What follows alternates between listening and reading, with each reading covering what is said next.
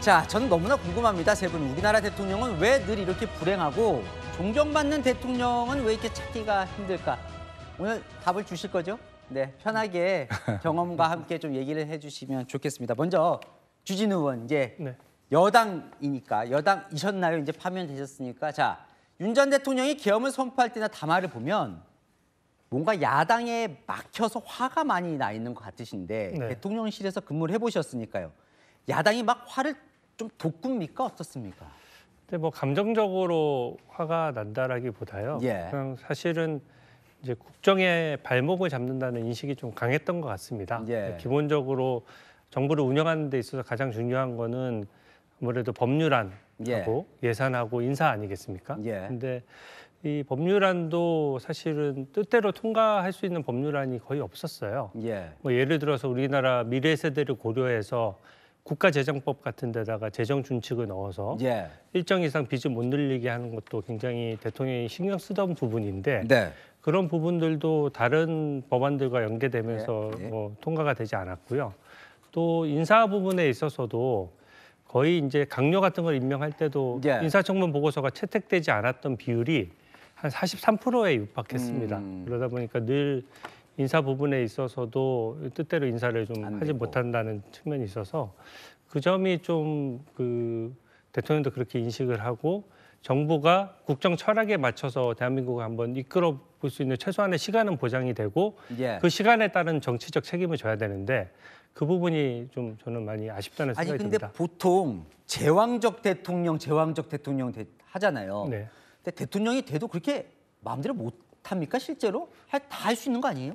뭐 예산만 하더라도 그렇지 예. 않습니까? 이번에 사실은 기존의 관례가 이제 무시되면서 좀 극단적인 상황으로 간 것인데요. 예.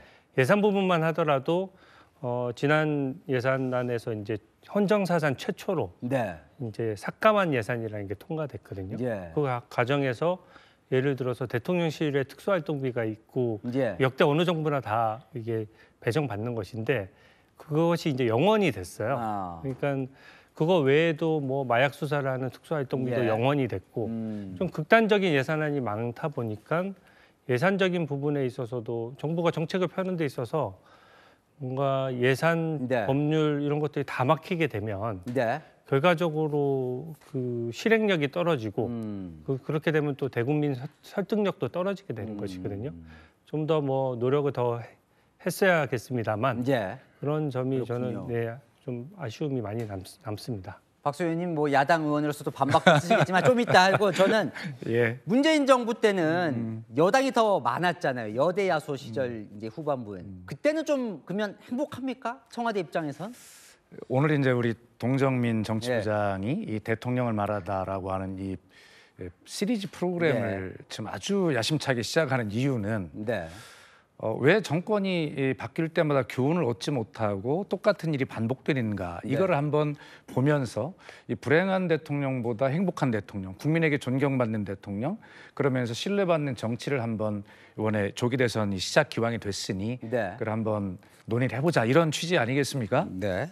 주진우 의원님께서 하신 말씀 제가 조목조목 다 숫자로 반박할 수 있지만 예. 그런 오늘 그 프로그램의 취지에 맞춰서 반박보다는 뭐 이렇게 한번 이야기를 해볼게요. 맞아요. 국민들은 정치를 신뢰하지 않죠. 예. 문재인 정부가 예를 들어서 뭐 여대 야소라고 해서 뭐 그때는 행복했느냐라고 하면 주진우 의원님 말씀하신 것처럼 그때도 여당은 늘 야당으로부터 공격을 받았고 그러면서 무엇인가 자꾸 설명하고 해명하기 바빴고 특히 저는 청와대의 첫 번째 대변인이었고 마지막 이제 국민소통수석, 지금 이제 홍보수석이라고 이름을 합니다만 했기 때문에 언론을 이제 상대로 많이 했었는데 어떤 정부든 사실은 일을 잘 못하려고 하는 정부가 어디 있겠습니까? 그렇겠죠. 다 선의를 가지고 국가와 국민을 위해서 일을 하지요. 그럼에도 불구하고 야당에게 늘 이제 서로 공격을 받거나 협조를 받지 못하는 그런 측면들이 많이 있어요. 그래서 사실 문재인 정부 때도 야당에게 지금 주진우 의원님 말씀하신 대로 그때도 저희도 야당에게 발목을 계속 잡혔다는 이런 느낌을 가졌었거든요. 그래요. 예, 그런데 또 정권이 또 바뀌니 또 이제 주진우 의원님 말씀하시는 것처럼 또 똑같은 말이 이제 자꾸 되풀이 되잖아요. 네. 그래서 어떻게 하면 이런 것들을 좀 풀어볼까라고 하는 것을 오늘 긴 시간 서로 좀 이렇게 대화를 좀 풀어가봤으면 솔직하게 좋겠습니다. 얘기를 좀 해주시면 좋겠고. 그렇습니다. 네. 신중호 교수님, 그러면 대통령의 이 불행에 여대 야소, 여소 야대 이게 정말 큰 영향을 미치는 겁니까? 저는 그거는 아니라고 좀 생각을 하고요. 지금 역사적으로 생각을 해보면 전두환 대통령 감옥 갔고요. 노태우 대통령 감옥 갔고요. 그 이후로 김대중 대통령을 무사했고 네. 그 후로는 이제 노무현 대통령 아주 불행한 죽음을 맞이하셨고 그다음에 또 다음 대통령도 보면 이명박 대통령 감옥 가셨고 그다음에 박근혜 대통령도 감옥 가셨고 이번 대통령도 감옥 가실 것 같고 예. 다음 대통령이 이재명 대표가 된다면 그분도 또 임기 후에 분명히 감옥 가실 것 같거든요. 예. 이게 도대체 뭔지 잘 모르겠는데 좀 생각을 해봤는데 그러니까 제왕적 대통령이라고 하지 않습니까? 그렇죠. 사실은 우리가 87년 체제 때 뭐에 주목을 했냐면 장기 집권에만 너무 주목을 했던 것 같아요. 시스템의 문제를 갖다 생각하지 않고 장기 집권에만 하고 그러니까 단임제를 하는데 그러면 민주주의가 이루어질 거라고 생각을 했는데 사실 독재 정권 때 있었던 그 막강한 권력들 같은 경우에는 그대로 있지 않습니까? 예. 그러다 보니까 대통령이 이제 제왕화되고 당연히 국민들은 또 어떤 생각을 하냐면 민주주의라는 걸 시스템으로 생각하는 게 아니라 사람을 하나 갈아치우면 된다라고 생각하면서 굉장히 그 과대 투사를 좀 하는 것 같습니까? 그러니까 대통령이라는 게 사실은 그러니까 양쪽에서 공격의 이제 대상이 되는 것 아니겠습니까? 예. 그러다 보니까 불행한 최후를 좀 맞게 되는 것 같고 또 최근에는 점점 더 심해지는 경향인데 이 시스템의 문제라기보다도 시스템을 운영하는 그 방식이 좀 달라졌다고 보거든요. 특히 저는 이제 그러니까 문재인 정권 이후부터 그 민주당이 굉장히 많이 달라졌다. 리버럴 정당이 아니라 굉장히 달라진 정당이라고 생각하는 게 지금 이번에 민주당도 그렇고 국힘도 그렇고 정치가 무엇인가에 대한 대답에서 네. 이 리버럴리스트가 아니야 둘 다. 리버럴리스트란 건 너랑 나랑 생각 다르는 건 너무나 당연한 거고 당신하고 나랑 대변하는 계층이 다르다는 건 너무나 당연하고 이해관계가 당연한 거잖아요. 다른 게. 그런데 그럼에도 불구하고 우리가 뭘 같이 할 수 있을까? 어떻게 타협할까? 협상할까? 그걸 끄집어내는 게 정치의 기술 아니겠습니까? 이게 그 자유주의적 정치의 관념인데 두 당 다 뭐라 그러냐면 정치라는 걸 이른바 칼 슈미트 있지 않습니까? 전체주의 사상가. 정치의 본질은 적과 알을 구별하는 것이다. 이렇게 되는 거예요. 그러니까 대통령 적분에 수장이 되는 거고 네. 이러다 보니까 무작정 공격하고 그러다 보니까 민주주의가 운영되려면 또 제도적인 절제라는 게 있어야 되지 않습니까? 민주당을 보시면 아시겠지만 지금 탄핵이 뭐 30번이니까 수도 못 세게 있고요. 예. 저기 특검법은 제가 세다가 그냥 포기했습니다.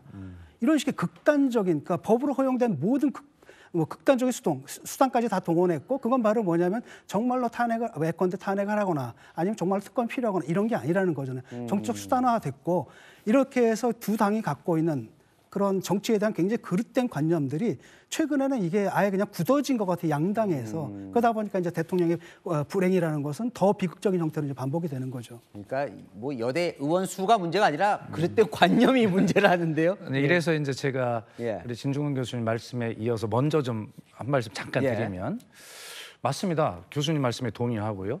그러나 현실 정치에서는 그런 뭐 관념이라고 하는 것들이 제대로 작동하는 것 이게 굉장히 어려운 일이죠. 그래서 제가 제안하는 것은 관념도 중요하지만 결과적으로는 정치인의 가장 기본적 태도는 어떤 사실이라고 하는 것, 네. 진실이 무엇인가라고 하는 것을 찾아가는 노력을 굉장히 추구해야 된다 이런 생각이거든요. 예를 들어서 이런 겁니다. 조금 아까 우리 주진우 의원께서 이제 그 예산 삭감의 문제를 이야기를 했어요.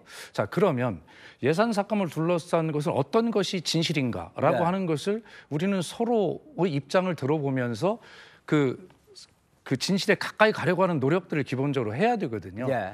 그러면 이번에 이제 대통령의 계엄 사유 중에 예산 삭감을 많이 해서 내가 계엄을 할 수밖에 없었다라고 말씀하셨고 주 의원께서 지금 그런 취지로 이제 말씀하셨는데 그럼 제 입장에 설명을 해보면 이렇습니다. 어떤 것이 진실일까? 2025년도 올해 예산 정부 제출액이 677조였습니다. 네. 그런데 그중에 민주당이 삭감한 예산이 얼마냐면 4.1조, 네. 전체 예산의 0.6%입니다.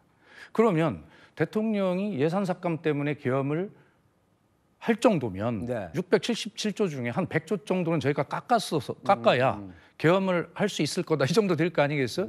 국민은 그렇게 생각하실지 몰라요.